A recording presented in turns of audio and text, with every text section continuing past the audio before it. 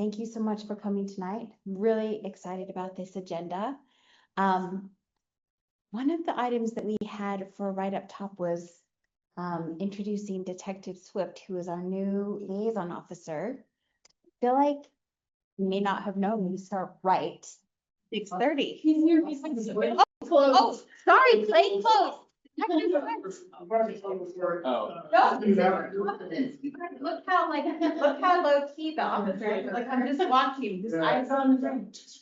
Steve, I am new chair. Yeah, so a lot of times I'm in uniform, but I also collateral on what's called a violent crime team still. I was full-time on there for about 3 years. And so, later tonight, we're working on a couple projects and that's a plainclothes stuff. So once in a while, I'll be at these in plainclothes. But yeah, I took Detective Fowler's spot. Part of the good thing about these meetings for me is getting familiar with the east side. I've got about 18 years on here, in a variety of assignments, but it's all west of the freeway. So the times I'll need your guys' help, like if you point out like a problem alley or something like that, it might not be one I'm familiar with. I mean, I can tell you every one in like Glendale, but not up here, not so much. So, lately the numbers have been looking real good on the crime stats, especially compared to the last year or two. Is there something in particular like you guys have been seeing that you'd like to, think don't get enough attention from us, or would like to see more I'll just attention? make a comment, I don't know. Yeah, There are a lot of kids in our neighborhood that are riding those e-bikes now. There yeah. are a ton. I've heard And patrol I out on don't them a couple know times. Yeah, it's. If random patrols or something after school hours, I don't. Are they mostly around the high schools? That's kind of what I've. Primarily Bonneville, Clayton Middle School is where I see them Okay, after school.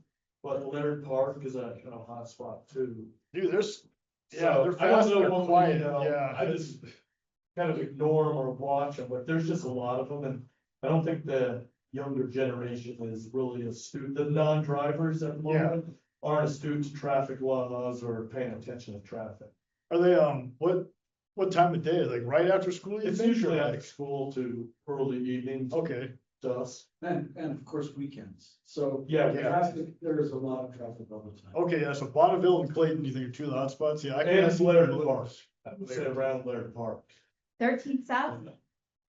Yeah, no, that's, So no, I'm just saying, we've seen. patrol randomly once in a Yeah, while. I can add it to the patrol hotspots for sure, because they're, yeah, like I said, they're fast and they're silent, and those kids are not. Yep. Being very smart on it. Yeah, we're getting them on the west side too.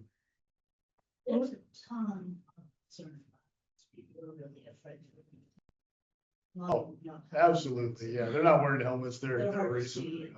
Yeah, they're quiet, man, they come out of nowhere, 30 miles an hour, you know. Well, I think we're just so pleased to meet you. Thank you so much. We wanted to make sure that you knew this is our standing time. Oh, yeah, and definitely. Just to integrate you into the agenda. And I'll send it out, have something that we're gonna push out through the community councils. It's a QR code for what we're doing, having coming out from the PD right now. It's called the community survey. That'll be going for a little while. It's just a QR code, and it's for businesses and residents. And yeah, if you get a chance, when that QR code gets pushed out by your community council, spread that around, fill it out, because it does actually, the higher ups pay a lot of attention to that, and it does have an influence on what's important to you guys, where resources get put, where, and like what gets staffing and stuff. So keep an eye out for that. I'll be putting that out to you here the next day or so. Perfect. All right, thanks. Great to know. And then we have our nonprofit spotlight. We're so excited. Of course, the Salt Lake Marathon is. Not that I, it's documenting it for the city, and I hate that, but I have to ask that every time. And then just move over. Oh, so I can be in grab the, you for all our. be on the screen. Okay, thank you for letting me come again, and I will be very quick, timey. Yes. Okay, but I'm from the Salt Lake City Marathon, and I've seen many of you over the years. I've been doing this for 12 years, and I really appreciate your community's support. So I'm not going to go over the entire outline. I'll email this to you and you can share it with your community. And I will also have a slide deck for you by the end of the month saying this. So I just want to highlight a couple of new things this year. First of all, the bike tour is gone because of the conflict between runners and bikers. And it was just kind of crazy for a number of years. So no more bike tour. And after that, we expected a little bit of a drop in numbers, but they're not. We are expecting 12,200 registrants, which works out to be about 10,800 participants on race day. So we're gonna have great exposure for, you know, our neighborhoods and how wonderful the Salt Lake Valley is. And so bring your people out as you always do. We have such great cheer zones. And I think I've told this group before, but I'll say it again. About 3 years ago, a world-class Ironman runner, he's raced all over the world. After the race, he finished and told me, he said, I love this race. This is my very favorite race. Why? Because of the community support and how strong the people are in that. And I'm like, that's why I'm the engagement person. I love being with you people and I really appreciate it. And you know that, and of course, we're doing this for the Huntsman Cancer Research Foundation as our benefactor. And our full title is You Help Salt Lake City Marathon, presented by Bank of America.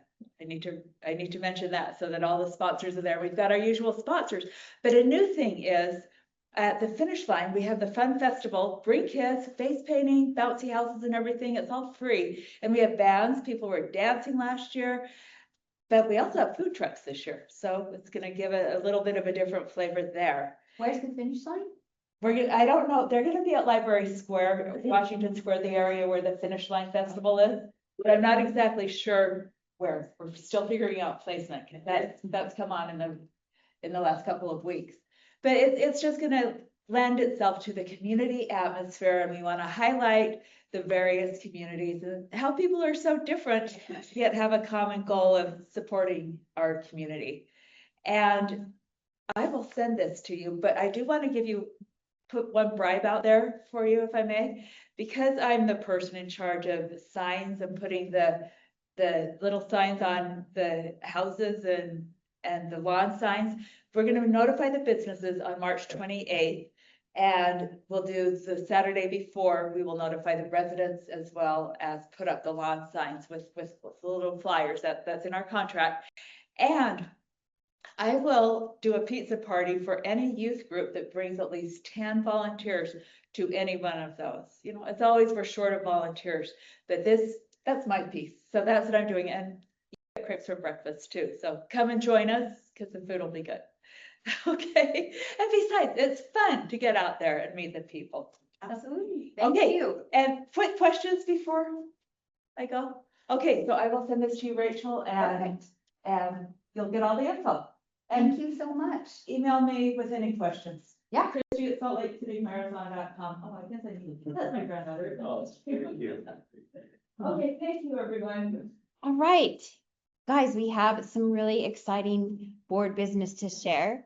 I'm gonna start board business with this slide at the suggestion of our Parks and Trails Department. We were thinking about the best way to integrate the water conservation resources that have been such a high priority for neighbors in our community and some of the other exciting information that's happening tonight. And we were lucky enough to grab a spot with the Conservation Garden to come and do a full presentation in May. So we are going to have 45 minutes of their time from top to bottom. They're in such high demand that almost never happens. And usually the thing that you get told is like, come out to the garden and we'll like walk you through. And it's like, we can't bring Yalecrest community to the garden all at the same time. We really need you to come to us. They agreed to come in May. And in the interim, they offered these key top links, which will be in our meeting summary, which we'll finally be able to send out perfectly this month. And then we have this incredible Utah State landscaping book from their extension program there on the bottom. That's a picture of the book. We have the book. Ooh. This is the book. I've ordered the book. I think you should order the book. I'm told by all of our landscape architects far and wide, it's an incredible resource and is going to be very helpful for using less water in our beautiful outdoor landscapes. So thank you for bringing the visual aid. Second part of our very exciting board business is that we appointed 2 incredible new board members. One is able to join us here today, Mike Stack. I'm going to have him come up and share some of his experience and what he's excited about. Vicky Varela, who many of you know, has been behind the health initiatives and helping mobilize the Huntsman Cancer Team, is our other new board member, and we would like to ask you here tonight to ratify their appointment to the board. The board voted on it last week. We're very excited. Mike, please come up. Oh, and these are handouts of the links if you want to have hard copies and digital copies. All right, hi, as Rachel said, my name is Mike Stack, and my wife Peggy and I have lived in this neighborhood for over 35 years in homes on Princeton, on Uinta Circle, and on Yale Avenue, where we currently reside. And in each place, our connection to the neighborhood has really grown deeper. And if it were up to Peggy, the only way we would leave this neighborhood will be on a horizontal plane. So we'll see. Hopefully later than sooner. But as a filmmaker and photojournalist, I'm drawn to stories, and neighborhoods like ours are really just a collection of stories, stories of families, of friendships, of generational memories. And I'm really looking forward to helping build connections with everybody, and also to help strengthen and help preserve the character of the Yalecrest neighborhood, and that's what makes Yalecrest such a great place to be and to live is the neighborhood. So thank you, and I'm looking forward to it.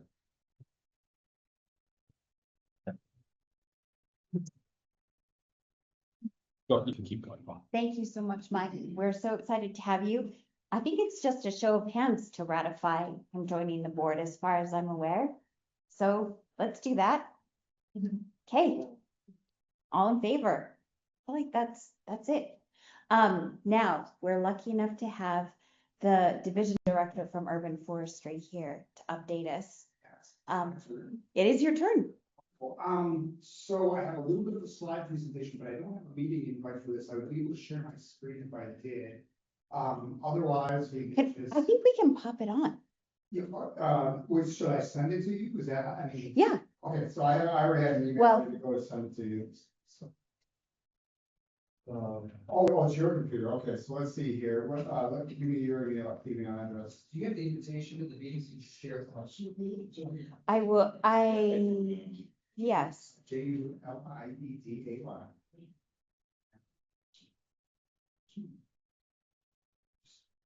Okay.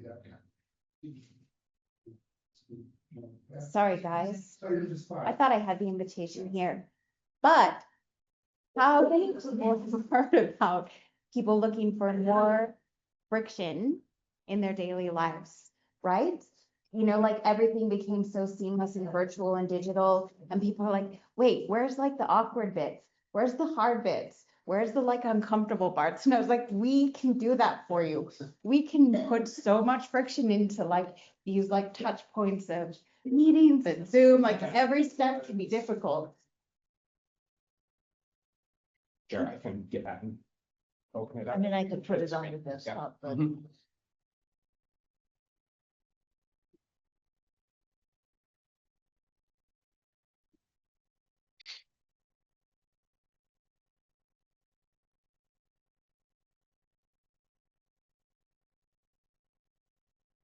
Let me just share the screen real quick.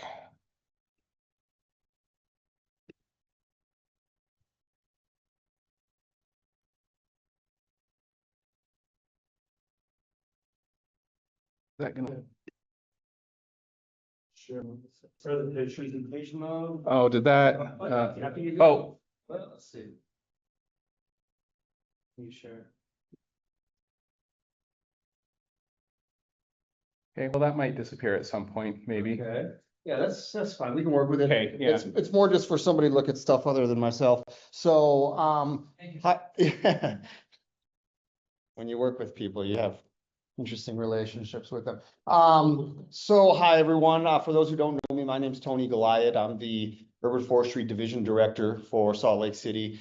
We have park-related questions. I'm also temporary temporarily the Parks Director as well, while the Public Lands Department searches for a new permanent person for that role. So if you have some questions about that, I did get some updates from Tyler Murdoch in Parks, and I might be able to at least share some of those if you have any.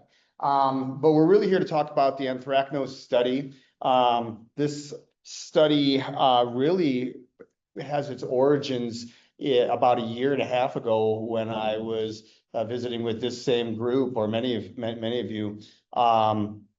There's a lot of concern in the community about the way the trees were being affected by anthracnose. You had an arborist come in, a private sector arborist come in, and we had a great discussion. And one of the fruits of that was the development of a study program where we could evaluate different treatment options for anthracnose while also focusing on perhaps our most valuable trees of that species in the city. And that's what's come to fruition here. So at this point, we are entering year 2 of the study. And yeah, so for people that don't know or haven't been a part of this, anthracnose is a fungal disease of the leaves.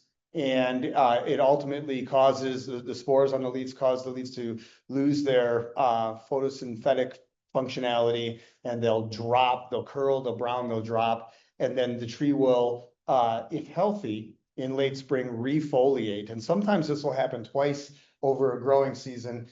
This picture is a little bit goofy with you know, it's a little bit faded for you there, but you know, those are both Platanus genus trees. And one of them is nailed with anthracnose, and the other one looks pretty good. One of the things we're trying to understand is exactly why we see things like that happen out there.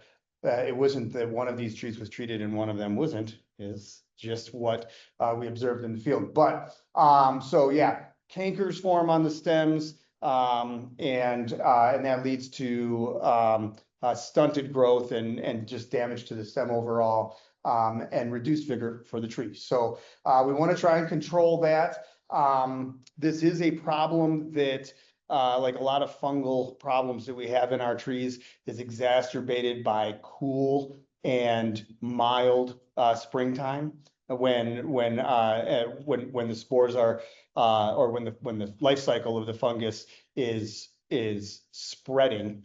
Those you know, prototypical fungal conditions of coolness and moisture are going to make it worse. This is why the way this fungus kind of presents here in Salt Lake City is we'll have some really bad years, and then we'll have a bunch of dry years, especially in the spring, and the fungus will really kind of fade and not be as problematic.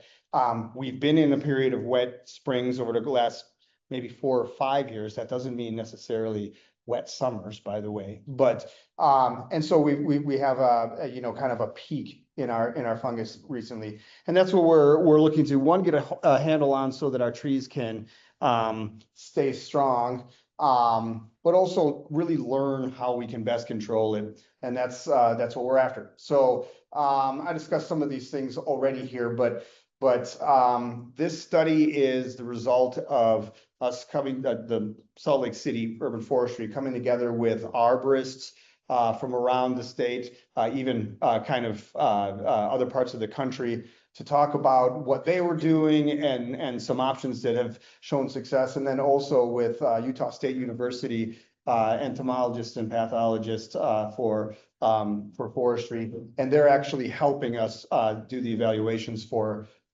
this program. But ultimately, we have about 674 trees in the study. 121 are control trees, which means they're in the study area, but they're receiving no treatment, so that we can tell the difference between the effectiveness of the treatment versus a control. So then there's 500 trees that the city is treating. The remainder of that 674 number is trees that are being treated under permit throughout the city, and that number goes up and fluctuates. But we are including those trees, we try to get as much information as we can about what they're treated with and when, and we evaluate them as well. So yeah, city council allocated $150,000 annually for this treatment. And we're hoping right now that it's ongoing, but year over year, you never know if that funding's necessarily going to be there. But we're well underway here. And our trees are evaluated 3 times throughout the year. So at this point, every tree in the study has been evaluated 3 times because we're entering our 2nd year, and it's spring, summer, and fall. So, and this is not going to show very well on with our background here, but the green trees represent where our study trees are located, and the control trees are shown in orange. So what this map means to Yalecrest is a couple of things. First and foremost, that you have the most significant population of platanus in the city. They're also the largest trees, which I failed to mention from the last slide. We didn't treat any tree that's under 25 inches in diameter. That was one of the cutoffs for us, including them in the study, because if we are going to do a study and try to get some control in the process, we want it to be the largest trees and the ones that provide the most benefit. So this is, and that might be a little bit in our way here, but I can just tell you what it is. 2025, this is the year behind us here. Started with pruning. The pruning will not take place again for at least another 5 years, because we want to evaluate continued dieback in the trees. So before any treatments happened, actually right on the cusp of when we started doing insecticide in April, we pruned all of the trees that we could associated with this study. And now from our evaluation standpoint, we'll know if we're seeing further decline in any of the trees. So yearly, this is going to follow how we go normally, which is an insecticide treatment in March or April. Some news fresh off the press: our insecticide treatment contractors looking to begin these treatments next week.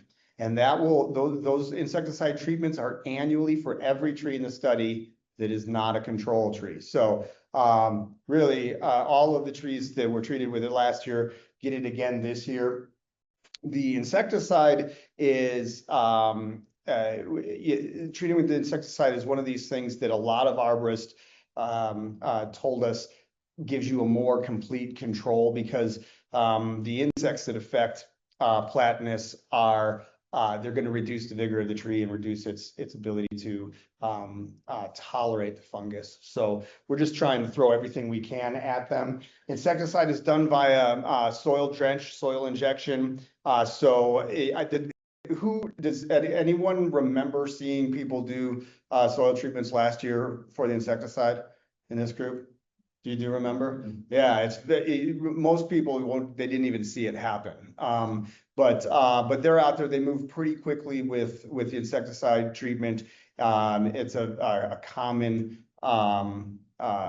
systemic insecticide that does get good control on foliar eaters. So and that goes into the soil. It's not broadcast anywhere. So then in July, we'll do our second evaluation. That's what that one behind the sign says there. And then in fall is when we're going to do the second batch of fungicide treatments. This year, Yalecrest trees will not receive fungicide treatment, because your community council is the one that got the fungicide treatments in year 1. Again, we did that because you have the biggest and the most trees. So we got you on the schedule first. But so this year, most of those will be done in the avenues and in Sugar House. And then the third year, which I guess we'll just kind of move on so you can see where we're at here. So yeah, this is this year rather. And then the third year, we'll finish the rest of the study trees with fungicide. Of course, they'll still get insecticide and evaluations. In year 4 is when we're back to treat Yalecrest trees for fungicide. So what this means in terms of timeline right now, and I think it's important to to understand is all of last year, we would not see any effects of fungicide treatment because the fungicide treatment doesn't happen until fall when the fungus is basically run through its life cycle anyway. So while we may have seen some benefit from the insecticide treatment last year, it won't be till this year when leaves come out in Yalecrest specifically that we're going to start to hopefully see improvement with the treatment of insecticide for 2 cycles and fungicide for their first cycle. So fingers crossed that we're going to start seeing some improvement and seeing these other parts of the city look not as good as the Yalecrest area is looking.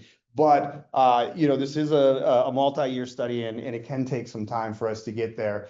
So again, yeah, this is just saying, you know, things I already told you, we're going to compare all of our trees and the goal really is to provide the city council and the city and the residents with good data, actionable data on the effectiveness, you know, what the expectations should be with treatment and the costs so that we can make informed decisions moving forward once we get through the study. And then, you know, if that time funding is seen as a good thing to continue to do, then the Urban Forestry Division will continue to tailor our treatments based on, again, largest, most valuable trees first, and then funding availability. So what can we do as residents? You guys have probably heard a lot of this before. The best thing we can do for London plane trees or sycamore trees that are struggling with anthracnose is to keep them as happy as possible in terms of water. That can be difficult in park strips where, you know, many of your neighborhoods or your streets with plane trees have a big mounded park strip because of the root mass, and watering can be difficult, but watering in your front yards, some people will go and they'll get watering probes that you can put on your hose and get that water into the ground if you want to, you know, kind of add to it a little bit. I've heard of people hiring a company to come and deep root water in the hottest times of year to try to promote just overall health for the tree. But water is king with keeping our trees, these big trees that have to move a lot of water in the first place, healthy. Next, anthracnose is still an active fungus when it falls to the ground in tree litter, whether that be branches that are cankerous or leaves. So keeping those raked up and out of the way and disposed of is going to just reduce the prevalence of the fungus in the neighborhood in general.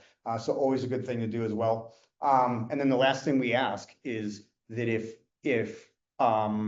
your tree is not in the study area, then and you want to treat it, please do, but get a permit from us. It's a cost-free permit so that we can include it in the study and know what you're doing and maybe learn something. Maybe you have a magic arborist or something like that has something new that works better than what we currently know. And if you do have a tree in a study area, please do not do any other treatments to that tree while it's in the study. And that's pretty much it as far as slides that I have. Is there any questions I can answer?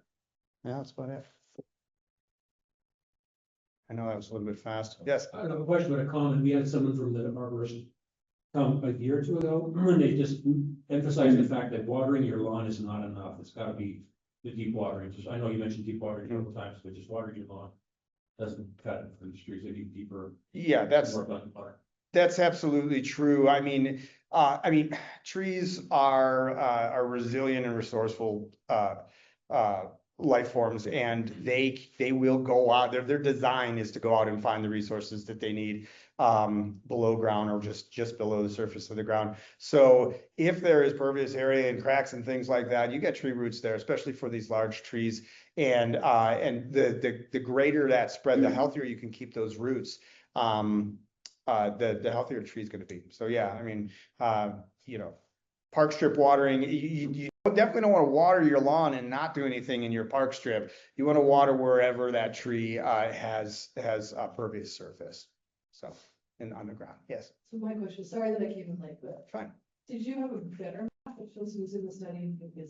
We do have a better map, but I don't have it with me. That was just really for illustrative purposes. Yeah, we have a complete database of which trees are in the study and which are not. And, if you want to reach out to us, just, I mean, please feel Is free. it We have a, we could add on to our website or link to on our website? yeah, I don't see a reason why not. Yeah. In fact, I think it's probably on our website still from last year. I think we have a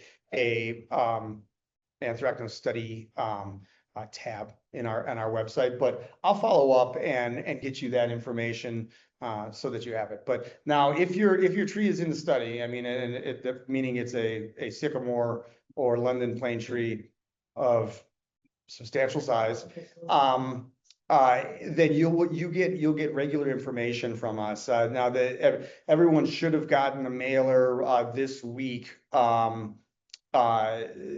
them that the insecticide treatment was about to commence. And then, people in the study area that are getting their trees treated for fungus will also get a letter. This group got that letter last year, so this will be your only letter this year, the one for the insecticide. But I know nobody reads the stuff that comes in there.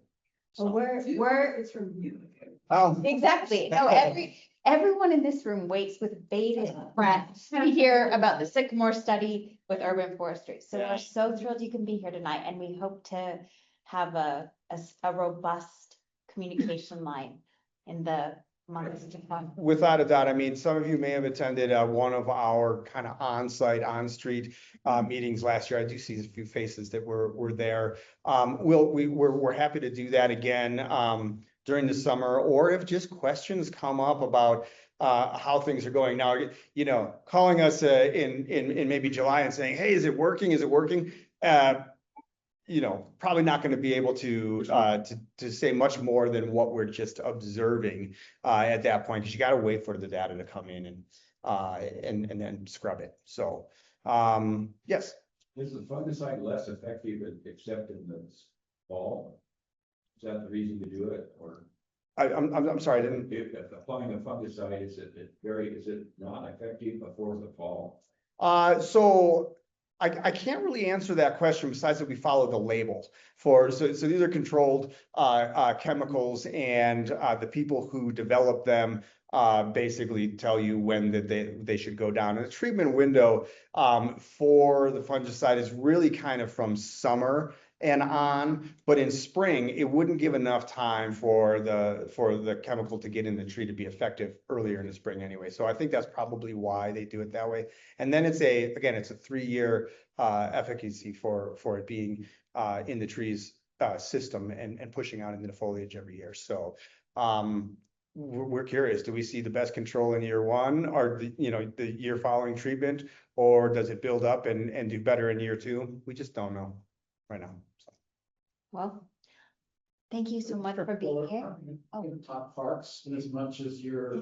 Well, Parks is probably next. We've got. And I can stick around and wait and be able here to help Tyler answer anything that I mean, I basically got a little email that says, hey, you can say this about this and this about that, you know, so. And we've got James from Keenan. Oh, okay. Oh, great. Yeah. Yeah. So, I mean, the power in this room, guys. Oh, man. It's incredible. And I'll just finish by saying Hannah may have a better grasp of the exact quote, but I love the mayor's understanding. She refers to our mature canopy as some of our most important capital infrastructure. Absolutely. So I think that's a really special perspective. Our issues. Yeah. You walk the streets of London, the trees are in great shape. Just open everything. If someone today wanted to plant on the parking strip a London pine, Yeah. would you let them? It's a good question. The answer is yes, we would let them, but we have drastically reduced our planting of London plane tree just because of this challenge. Now, just really quickly though, it can't be said that London plane tree doesn't do well here. I mean, they're the biggest trees that we have in our city, so they're always going to be a part of our city in that regard. Similarly, if on Michigan Ave, someone lost a London plane tree and they wanted one back, we're absolutely going to honor that request because of the character that's associated. It's almost historic in nature if you can have a tree species be considered. They are, but interestingly enough, the ones that have been billed as more resistant almost have been shown to be opposite for us. We're looking at that in the study as well. London plane tree is supposed to be better than sycamore, but the sycamores we see look better than the London plane trees. So we're trying to learn about that right now. But at any rate, one last thing, just really quickly. Many of you were introduced to Mackenzie Skaggs, who was a plant healthcare, PHC service coordinator for us. She has recently moved to California. So I have Mina with me here tonight, and Mina is going to be taking over a lot of the that portion of our study for us. So when you get correspondence or some future meetings and stuff, Mina will be a big part of this. Thank you. All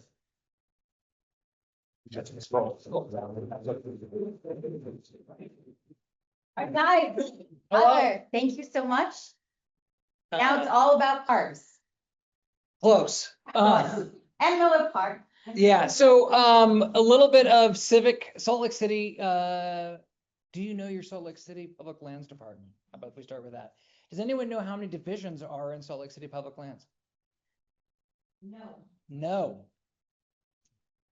Even our employees, like, ooh, I was actually at a meeting yesterday where I said, does anyone know how many departments I said are in Salt Lake City? I said 14. They're like, no, it's 18. I'm like, oh man. There's actually 6 divisions in Salt Lake City Public Lands. The Urban Forestry Division, which Tony is division director of, our Parks Division, which is parks that you think of as a park, which would be Laird Park, Sunnyside Park, Donner Trail Park. Those are traditional parks. Trails and Natural Lands. I'm Tyler, by the way, Tyler Fonero. I'm the Trails and Natural Lands Division director. So I will be able to speak about your beloved, probably if there's anything running close to the most beloved thing in Yalecrest besides the sycamore trees, it's probably Miller Park. Some of you might say, forget the sycamore trees. I'm voting for Miller Park. So, but yeah, so I represent Trails and Natural Lands Division of the Public Lands Department. We also have golf. That became part of one of our divisions in 22 and planning and design. So we actually have a planning and design division solely in public land. So I kidded Tony and it came up. We're director colleagues in the Public Lands Division. So glad to see him on the agenda as well tonight. So another colleague of mine, Amy Reed, who is a Yalecrest resident and landscape architect for public lands. She and I presented in October on the capital improvement project that is coming to Miller Park this year, funded or proposed and funded, and thanks to the work of Yalecrest neighborhood resident Jim Webster. Thank you, Jim. Raise your hand if your name is Jim. Raise your hand if your name is Jim Webster. So this project has been underway and designed for a long time. One thing, if you haven't worked for the city before, and I started working for the city 7 years ago, you find out that sometimes things take a little bit longer than you would hope because of our important bureaucratic processes. But it's better to get there fast by going slow. So we're getting there slow, and we will be starting this in 2026. So we presented, and the goals, if you weren't here in October, if you don't remember the goals put forward, there was a larger CIP, but this is what was funded, which is repairing the curb walls in Miller Park for trail stability, protecting the historic wall foundations, and making some trail accessibility improvements. So the main slide that I wanted to share with you all today is the updated timeline, which still, as always, is a moving target. Based on different things. So last year in October, when Amy and I presented, we were mostly through the design and permitting process, but we hadn't got to bidding and permitting. We're still in the bidding and permitting process right now. So depending on where those bids come in, we know how much we can spend and what projects we can do. But our hope is that most of the project is going to get done this fall. Some of it, because of the scope and the lack of disruption, can actually get done this spring. So the 2 big parts of that what we want to do this spring is masonry repair to the east entrance. Raise your hand if you've been into Miller Park. Yay, I'm hoping to see most hands up here. So if you've entered from the 900 south entrance, that's the east entrance of the park down the double staircase.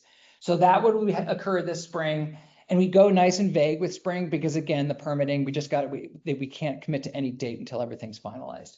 So the masonry repair for the east entrance down the double staircase, replacing some missing capstones that you might see that are falling apart and doing some mortar repair also to that east end. One thing's not to bore you with inner working details, but this is a planning and design project, meaning our planning design team, the landscape architects, the planners are managing this. As Trails and Natural Lands Division Director, we oversee maintenance and operations in the park. So when we see that there's a capital project happening, we're like, oh, what can we do to do some improvements at the same time, so limit the disruptions. So there's so we're TNL, we're taking advantage of it. This section between the two staircases has a lot of invasive weeds and overgrowth happening in there. And so we're going to go in there and plan for some fall planting and restoration of new native plants that fit the ecology of that space. Well, Sorry, you should come around. I can keep talking. And so we will I'm just going to look at my slides here. Yeah, so we will just go in there and do some vegetation maintenance in that space in preparation for planting in the fall, which is the right time to be planting. Then we have a mandatory bird nesting season from April 1st through August. So in that period, we're not going to do any major construction or anything that's going to disrupt the birds. And Miller Park is our one and only bird refuge in Salt Lake City that's in our inventory. So we always respect that, but it's incredibly important in Miller Park. So, and then the hard pill to swallow that the park will be closed at both entrances this fall because of the major work that needs to occur in that park, because it is not safe for visitors to come in while some of these repairs are happening. It can also make the construction last longer and cost more to navigate visitors while at the same time. So we will send out lots of other options for people to visit some of the other important and great nature parks in your community. But the scope of what we're doing will have that closed for a few months. That's going to be the repairing of the crib walls for their stability, the historic walls, trail accessibility improvements. It's not going, of course, it won't be ADA compliant. That's not possible in such a small space. But accessibility is a spectrum. It's not either yes or no, but trying to make that, and we've been through this in the CIP presentation about different access points for different trails. Since the park will be closed, it is a fantastic opportunity for Trails Natural Lands to come in there and do a lot more extensive native plant restoration and tree care while the park's being closed anyway. We also are partnering with the Salt Lake City Fire Department on the wildfire urban interface projects about clearing out some of the dead and down trees and some invasive trees that are filling up some of our nature parks and our open spaces that are becoming a concern with our wildfire mitigation issues. We will be going in with a scalpel, not a hatchet. It'll be a very thoughtful, selective process. We will, the fire department is going to help identify some of these things and even if there's trees that they might recommend need to come out, we might decide to uplift some of the understory of the tree because of the trees providing a significant amount of shade, and if it's in a healthy condition, we will find that happy medium in that. Perfect example as well is there's a pretty nasty invasive tree called the tree of heaven that if we take out all the tree of heaven from the park, a lot of the habitat's gone. A lot of the shade is gone. So you have to be very selective. You can't be all or nothing with everything. So that's kind of the management strategy we're looking at, so that it's not an all or nothing kind of conversation. So that's one of the things that we'll be doing is the wildfire mitigation. We'll also be doing an extensive foxtail mitigation, because I know that's been a concern in Miller Park for years. Replacing them with some native plantings, working on some irrigation repairs and some trail maintenance. So those are the opportunities so that when the park gets reopened at the end of this project, there's not just going to be these CIP improvements, but it's like, wow, Miller Park really just got a fresh facelift while this is happening.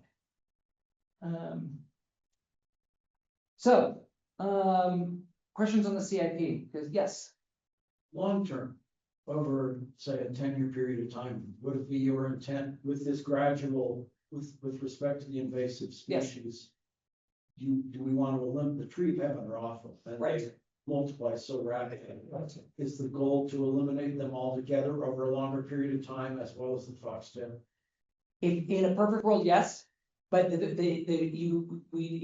goal, and I'm gonna actually talk about how we're gonna finalize certain management goals, because I know that's been a request of the community for a long time, like, what's the plan, what's the plan? And we wanted to make sure that we're doing a better job connecting with you all as the community, to make sure we're understanding the needs, and then you all understand the needs of the city, so that we can go, okay, so what we're hearing. That's a great question, because the goal in a perfect world would be, yeah, maybe it's 10 years that we can remove 10%. Maybe it's the way they come back. It's like you remove 20%, and you have to replant them, but a lot of the trees will take some time to refill that space. And that's not a Miller Park challenge. That's all of our park challenge. We're doing an extensive tree project on the Jordan River and making sure that when we're removing, we're planting new trees into the understory. And so that by the time they're mature, that's when we can get rid of some of these trees that are our key habitat and shade for our community right now. But yes. At the very least, would you hope to limit further incursion by Yes. those two species? Yes, 100%. That would be the goal. So elimination, that's a really tough bar. It's like 0 fatalities. It's a goal.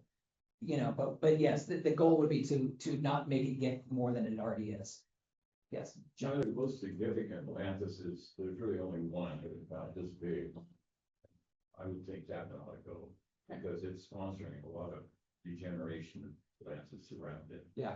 And glad to hear about Foxtails. Yeah. But I think one of the most significant problems down there for dead trees is the silverleaf vine.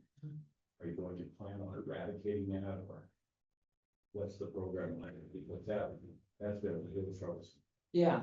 Well, fortunately, you get to go on the tour with me and Rachel and Blake next week, when we're going to talk about the SEER project, so we can work on some of those. I can't speak as well as Blake can to all the exact species that we will have in. Tell the group about Blake. There's Blake right there. I'll pay you the tip for. Oh, sorry, I'm on the wrong one. Oh, shoot, it doesn't clip. There's Blake right there. Thank you, Jim, and thank you, Julie. Trails and Natural Lands, who we are. So you've already seen me, I'm the division director. This is Blake right here. Blake's our restoration ecologist. I would, if I had first pick in the draft, he's your Utah ecologist. Like his knowledge of native plants and his study is seed collecting and as a scientist is absolutely amazing. And we are so blessed. We were talking about him today as an ecologist. He's like, he could he could definitely go make more money in the public sector as a consultant, but he just loves working in a community. He loves the relationships he has with you and the community members and our team. And we're just really excited to have him. And he's ecstatic that a city had the courage to bring in someone who wanted to grow their native plant program. And I'm not kidding. He and I and Jake, who's over there in the upper left, we went to a international symposium for restoration ecology last fall in Denver, and he was like a rock star walking around the room. It was very cool. And Salt Lake City's doing some pretty special stuff. And it's nice to be a leader rather than a follower on certain things. So Blake Wellard is a restoration ecologist. You'll see him in the park. Jake Eiding, we unfortunately just had an opening occur with our operations manager, but our supervisor, Jake Eiding, he's our acting operations manager. So I didn't have to change that slide. Jake, you'll see in the park, he manages all our natural resource technicians across the city. We reorganized this winter, and I don't know if any of you have met Janie. Janie's down here. She's been working in Allen Park for the last 2 years, and the way we reorganized it is we had our natural resource technicians stick to a similar type of park or geography. So Janie's now overseeing Miller Park, Allen Park, Wasatch Hollow, and Hidden Hollow. So she spends all of her work on this side of the city on all these riparian nature parks. Because if there's something that's working in Hidden Hollow, maybe it's going to work at Miller. If something's not working at Miller, maybe we shouldn't try that at Wasatch. So those are the different things that we're trying to get a little bit more efficient. Janie is now stepping into the acting supervisor role. So Jake and Janie are bringing a ton of knowledge and expertise in this space. And then we have a ton we have a dozen technicians and specialists across the city. Our three major categories are nature parks, which is Miller Park, that kind of park, the Jordan River Natural Area, and the Foothills Natural Area. So that's some of the major areas that our team is managing. Blake, I usually bring Blake into all my visits just because he speaks science way better than I do. But we're good together as far as the specifics of those species. So I wanted to show you that. The other thing that's important to remember, reminders, thinking about the next steps beyond the CIP, because that's the other piece I wanted to talk about. Do I have a couple more minutes? Do I have 2 minutes? I'll wrap it up right now. All right, Miller Park stakeholders. This is something I alluded to earlier. One thing when I became the director 1.5 years ago was that there was probably some miscommunication historically in Miller Park with the community, and really wanted to repair that relationship and make sure that you all know that we are growing as a department with not just our team size, but actually our knowledge base and our best practices. So before just coming saying, okay, here's our management plan, we wanted to bring our new team in to do a little bit more listening and working with the community. So Trails and Natural Lands oversees Miller Park, flood control, and public utilities, share management of the river. Tracy Avery is a critical partner we have doing the bird monitoring, sharing recommendations. And just as if you can please remind people to share this, outside of the chain link fence on the west side is not Miller Park. That is Bonneville Glen. That is LDS Church property. We get requests all the time to do stuff over there. We can't touch it. It's not our park, but we do partner with the church all the time for consistency. The other critical is the neighbors that live on the park, and remembering that you live in the Immigration Creek riparian zone. So just because there's a fence doesn't mean the birds care, and they like both sides of the fence. So books like this, things that encourage riparian habitat, happy to share recommendations on that. And then we want to trust with the park. This is the important thing that I think I have 27 seconds left. I'm going to be sharing information with Rachel to communicate through with you all. We'll have signage in the park. We'll have social media if that's your thing. But we want to be doing open houses, park visits, soliciting feedback so that by the end of the year, we can have a conversation about what's working, what our challenges are, where's there erosion, things like that. Because there are natural conflicts in a park. There's a lot of needs. Birds and dogs don't tend to like each other that much, but we need to find a way for them to coexist, which is ironic at a bird refuge. But we want to make sure that the dogs are welcome, but we also need to find that balance. So those are the kind of things. I have a card if anyone would like to contact, or just happy to reach out to Rachel. She has my contact as well. Perfect. Perfect. Thank you so much for this overview and all of the progress and the beautiful plants that are.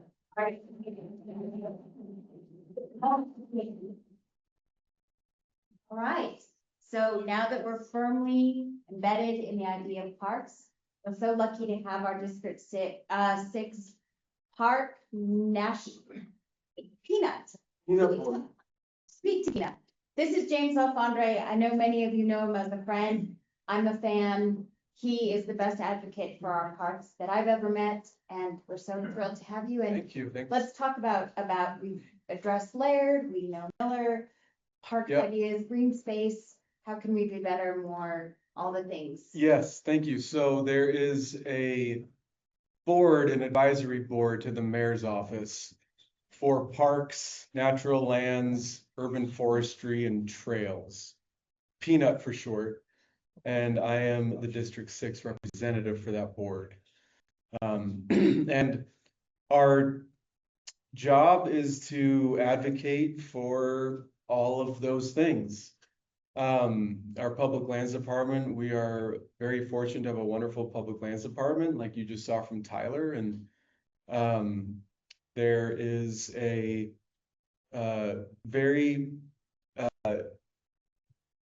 clear understanding from city leadership that we have incredible resources where we live naturally that we need to protect, but also how can we leverage these resources to increase quality of life as we continue to grow.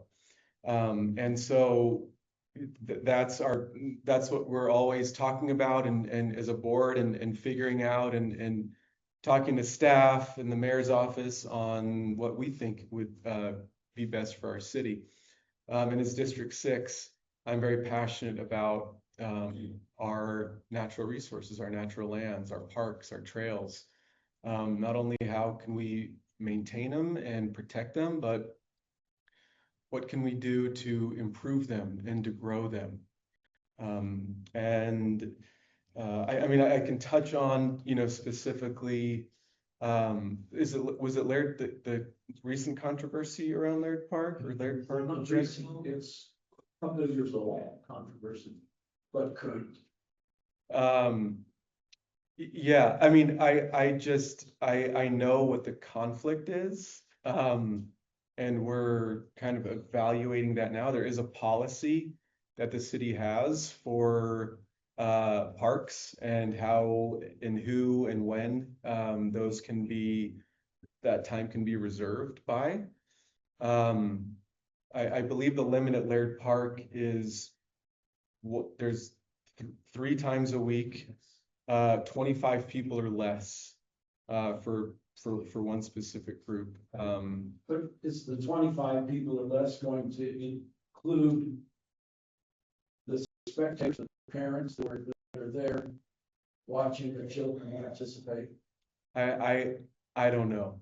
And so the issue is responsiveness to the concerns. So there's definitely some improvement that's been made in terms of the restriction to the number of days, but suggestions such as, and I'm contiguous to Laird Park, so my home borders Laird. But the issue, for instance, of, well, why not limit the amount of space when you reserve rather than say all the open space is taken? Which in any other park would not be the case. But here it's kind of an unrestricted, if it's flat, you're on it. So there are a number of issues, and it just seems that a number of the issues have remained open, as well as having a vendor that has flaunted the rules, does not pay until the demand's been set out. And there's an expectation that they'll continue. It's kind of like less than a slap on the hand. Yeah, honestly, our role is to help guide those policies and what those policies are. As far as enforcement goes, we have, I shouldn't say we, the city does have the Parks Department that those reservations are made with, and But very unrealistic to expect a postage stamp sized park for parks to have the resources to send out rangers to enforce 3 times a week. yeah, I hear you. Look, you know, a policy is a policy when it comes to city-owned land. There, from what I understand, there isn't a lot of differentiation between types of parks that are reservable. They just are reservable, and hopefully they're good actors that can abide by those rules, or else they shouldn't be allowed to. Well, that's not what the city's done. You have a bad actor with the city. Yeah, look, I would say just call the Parks Department. Like I'm not. So there's been a lot of communication and we're kind of waiting for responses to a number of the concerns, but there's definitely, so for instance, the city's made a wise decision to differentiate between parks, those that can sustain much more activity than those that are appropriate for a much smaller activity. So there have been some nice steps already. And that's great. And me personally, not that I would say carries a lot of weight in instances like this.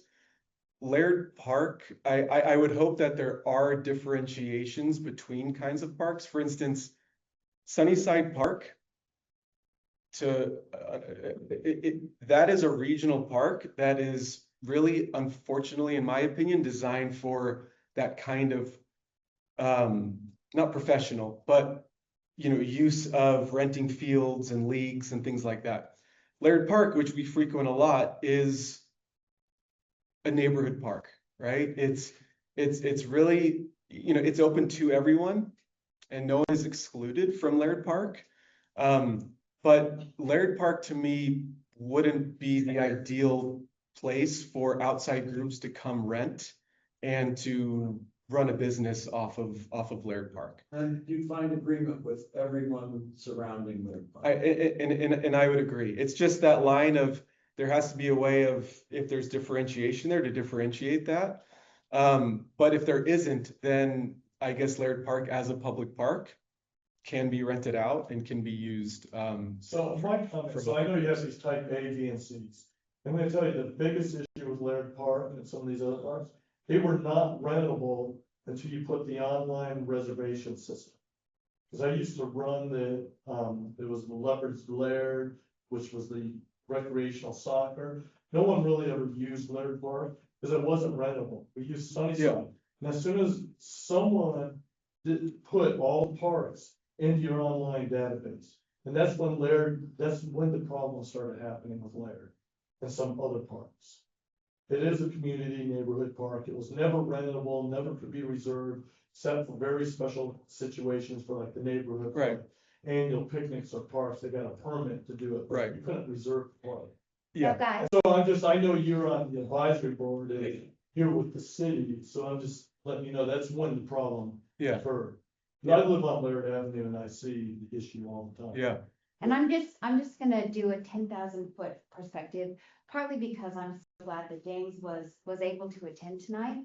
I think this responsiveness is exactly why we connect and have an advocate for District 6 for us. And I talked offline with James about how seriously he is advocating for these specific things. But I think it's also really important that in his role as, Peanut no, board? no, your professional role. Oh. You can see spaces and you have a gift for understanding how they can be more than what they are. And, over a long period of time, he's helped me think about green space, as an asset that belongs to everyone. So we understand the specificity of what Laird Park is an asset. But I think there's also ways, my son has joined the mountain bike team, and there's this little known stipulation, the mountain bike team, that we're supposed to go do trail work all the time. And the coach like writes these aggressive emails, like, have you done your trail work this weekend? I'm like, I doubt it, because I don't know what that is. But James is like, what, you're not doing your trail work? And I'm like, just tell me what to do for the trail work and I'll do it. But I mean, like, then now the only place my son wants to be is Shoreline Trail. And I'm like, okay, let's go do the trail work.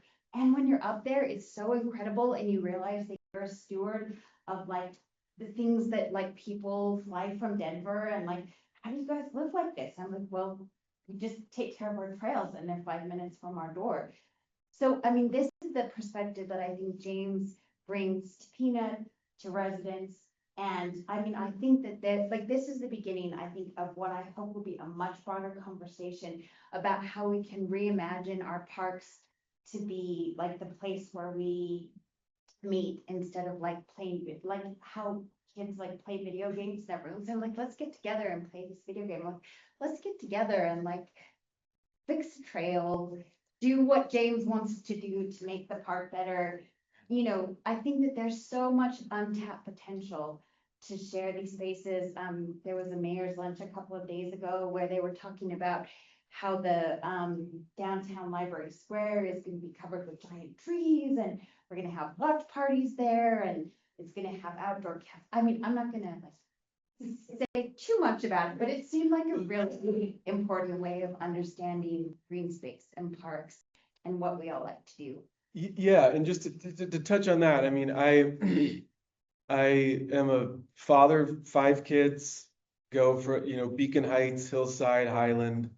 And there's nothing I enjoy more than being in the outdoors with my kids. I have deep roots here in Utah. Mom grew up in Wasatch and 13th. I grew up back east. And every time I'm out with my kids, I remind them how lucky they are to live where they live and to have this kind of access to these kind of incredible amenities.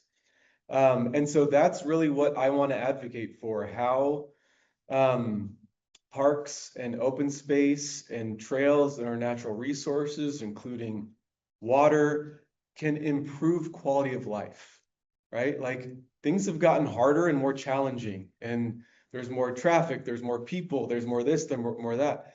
Well, if we continue to invest in these assets and improve them and make them an asset for all of us, then we can handle growth a little better, and hopefully life can be a little better, and we're incentivized to go walk to 15th and 15th and walk up. Now, like, I don't know if you guys know, but our neighborhood worked really hard on a connection from Foothill, the back of Foothill Steinmart, that's now blown open, through Curtis Park and into the neighborhood, which I live right there. And my hope is that that gets people to walk more and can walk up there and we have a chance to meet and see each other. And now there's a new playground and there's a better park. And so that's really what I'm passionate about and what I want to advocate for.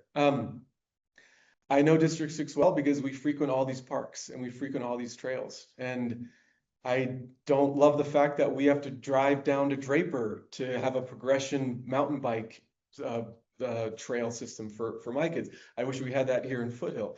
We have to leave to go to a splash pad. We don't have a splash pad here. But if you look at that, we have so many resources like Steiner and Sunnyside Park and Curtis Park and Miller Park, Donner Park, all these incredible resources that we have that, is there an overall vision of how we can use those better to create better community, higher quality of life, and the chance to meet each other more and, have a stronger sense of community? The answer to that question is yes, there is. And we're going to do it together. And we're going to do it with James. We're going to do it with the city. And this is really exciting. Yeah. So the Laird Park, I'm aware of it, and I have my own personal opinion about what Laird Park is and what that means, and a pocket park. And I hope that there Laird Parks all over District 6, that everyone has access. You guys who live on Laird Park and where your community is Laird Park, we're jealous of what you guys have at Laird Park. The 4th of July parade you do, the movie night you guys do, the picnic, it's a special place. And I can see why there's so much ownership over it, because it's such an identifying place for that community. I want Laird Parks in every neighborhood. So it's that same kind of rallying cry, right? And between the park system that we have, we should be able to manage all of our park needs without having conflict of what parks are and what they can be. I personally think that our public schools, we should use those much more for sports and for coaching than places like Laird Park or places. I wish Sunnyside Park was more of a neighborhood park and not a regional park. But that's just kind of where I'm coming from, and something that I want to continue to advocate for District 6 to make it a better place for all of us. Well, so, as an action item, then we ask that next month, we actually have some final disposition on some of the Laird Park issues. So I can definitely bring that back to Tyler Murdoch, who's the deputy director of public plans.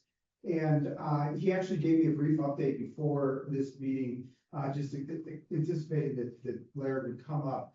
And I think the takeaway from that is that the city acknowledges that there is a problem there, and we have a user that doesn't seem to be meeting the expectations.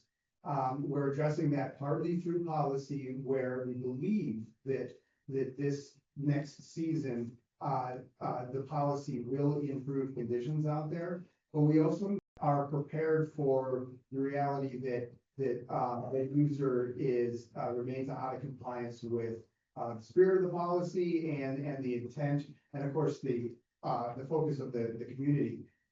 What I can say with 100% certainty is that the Public Lands Department is going to continue to work on this until we get the best possible result. These things do take time. Anyone who's been around government, I think can recognize that. But from the people that I interact with at Public Lands, they agree with the challenges associated with this and the undesirable things that are happening there. So 25 people per event, that's 25 players is the way it was explained to me. But also, if they're using in fact, that means that you've got 75 people because you have parents and other little kids come and you have no parking. Yeah, potentially that could be the case. But another thing is that I believe that the policy limits the area of the park that can be used to just the field area. So not people spread out everywhere. The Public Lands Department is also committed to having rangers kind of be on patrol at the park, engaging with the event organizer and the park users at that time to see if we can, see what kind of results really can come of this. So I mean, I understand the concern. just on a personal level. And I can tell you that the city is working on it. And I think if you could put me, we have to give the remainder of the time to Hannah, because we have a budget update that everyone is waiting on the edge of their seats for appropriately. But I can make sure that we have a clear line of communication as the representative and have some kind of more specific action plan for the meeting next month. And Hannah, come on up. We've got a slide transition, guys.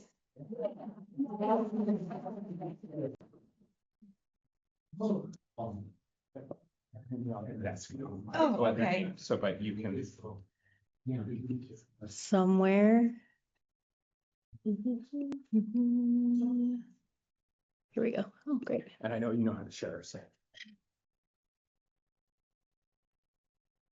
You guys all get to see a close up of my face. Okay, here we go. Okay, hi everyone. I'm Hannah from the mayor's office. Can we see it? Here we go. Okay, shout out to Tony and Tyler, Pam's staff are objectively the coolest people in the city working in public lands. Okay, I'm gonna talk a little bit about the city budget.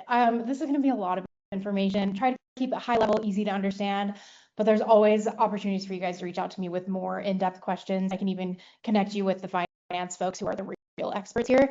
But we are entering into budget season, and so I just want to make sure that everyone kind of knows what to anticipate that. And now I can't. Okay, here we go. I'll just use my mouse. Okay. Oh, it's happening again. Okay. Oh, okay. That's okay. Okay, so this is a snapshot of the city's budget, just under $2 billion. You'll see the general fund, this blue triangle in the corner here. That's really what pays for most of the city's operations and the work that we do. You'll also see public utilities and the airport are big portions of the city budget. Those are enterprise funds, so they essentially operate as public businesses. So the fees that they gather are what they use to pay for their services, their infrastructure, their ongoing needs. So they don't rely on any tax dollars to run their operations. I'm gonna try and keep things quick. When we zoom in on that general fund, there's a lot of different revenue sources that go in there. The two biggest being sales taxes and property taxes. Their sales tax is about 39% of our general fund right now. And that's a very unstable revenue source because it fluctuates with our economy, right? And with our individual spending habits. Obviously, back in 2008 and 2009, we saw a huge dip in our sales taxes, had to cut a lot of city services as a result of that. And then property taxes are actually our most stable source of revenue. Any taxing entity that gathers property taxes, whether that's the library, the school district, the city, we gather the same amount of money every year, which is why you might see some fluctuations on your property tax bill year to year. That is because as new developments like open up and come online in the city and new people move in, those developments start paying into property taxes. And so that might mean that you see a little bit of a dip. But then, of course, as property values increase and your individual property gets evaluated, it may fluctuate a little bit, just depending on how your property's value compares to the value of properties around you. That's all. Property taxes are really confusing. But I do encourage you guys to look at your bill because there are line items there for the city, the county, the library, etc. And then we also get some like state and federal funding, and we also get revenue into the general fund just from our like business licenses and building permits, and other like fines and fees that the city gathers. This is just a quick look, not as impactful as I hoped it would be, but this is a quick look at how a sales tax dollar breaks down. So you have to spend around $12 in Salt Lake City to ultimately end up paying $1 in sales tax. So this is not what $1 of your money looks like, but rather $1 of the sales taxes that are gathered looks like. 56 cents of that dollar goes to the state. The city gathers around 23 cents there. Those 11 cents go into our general fund. And then these two specific 6 cents, one goes into funding our future, which is streets, parks, affordable housing, and public safety. That was passed by voters 8 years ago now. And then the capital city revitalization sales tax, which was strongly encouraged by the legislature last year to look at that downtown entertainment district regarding the Delta Center and the hockey team and all of that jazz. This is how the general fund adds up as we look at department spending. So you'll see this big blue chunk that says non-departmental. And I know it's a little bit confusing because we're looking at department spending. So why is the biggest department non-departmental? Those are services that all departments use. So like our IT services, our fleet of vehicles, and even like healthcare for all city employees. That's what that big blue chunk is. But you'll see that almost or around 40% of our general fund goes to public safety. We have 26% for the police department in orange, 11% for the fire department and those stripes over there. And then we have 2% for emergency services up top, which includes our 911 dispatch. So best practices is for cities to hopefully have all of their property tax revenue cover their public safety services and needs. But that's not the case right now. We have that 40% of our general fund being spent on public safety, and they certainly rely on some sales tax revenue as well. So right now the mayor is working on preparing her budget. I want to keep an eye on the clock here. She's starting to meet with department heads to get an idea of the funding that they need to continue their important work. She has also asked department heads to prepare options with a 5% cut to their budgets to see how that would pencil out, how that would impact the work that they do. She has to make a lot of decisions here, looking at, is it better to spend $50,000 next year resurfacing a road that's in pretty good condition, or should we kick that can down the road a little bit longer, knowing that in 10 years it could cost $500,000 to completely rebuild that road because it has been damaged to the point of not being able to just do a quick little resurfacing to make it usable. There's also been some pretty significant federal budget cuts over the past year. Youth and family services have significantly been impacted. And so the mayor's then faced with, okay, is it important for the city to step up and fill in those deficits where the federal funding has been removed so that kids can have these after school programs and these summer programs? So those are just things that are always top of mind for her. And I think the mayor wants to hear from all of you about what your priorities are for our growing city. This is a timeline of the upcoming budget process. It is in city ordinance that the mayor presents her recommended budget to the council on the first Tuesday in May. So that feels a little bit down the road right now, but it'll come up pretty fast.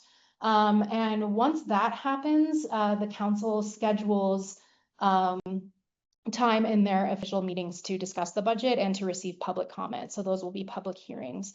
So that's a great chance for you guys to comment on the budget once it is presented, whether you want something to receive more funding or less funding, any like tweaks or adjustments that you'd like to see. And then the council formally adopts the budget by June 30th, but typically they do it about midway through June.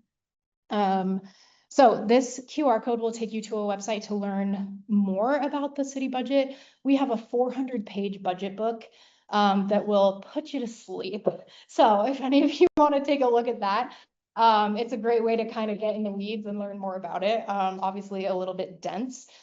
This QR code will also, I guess the QR code doesn't work with the little thing. This will be available. I keep forgetting that's there. There on this new website, there's also a box that says like, send your feedback to the mayor. And so that's the chance for you to write in and say like, this is what I'd like you to see prioritize in our fiscal year 2027 budget. Does anyone have any questions on the budget before I touch on one other thing? I know it's a lot of information. Okay, either that means I did a really good job or a really bad job. Okay, one other thing I'm just going to touch on really quick that Rachel wanted me to talk about. Planning right now is considering changing some zoning rules. They're calling it expanding housing options. And they're specifically looking at residential neighborhoods that are like single family lots. So that's definitely Yalecrest. Yalecrest falls into that category. They're looking at allowing property owners to add infill, so maybe a like secondary like mother-in-law unit in their backyard, maybe even a townhome in their backyard or their side yard if it's big enough. They're really wanting this to be an opportunity to encourage gentle density increases in our residential neighborhoods.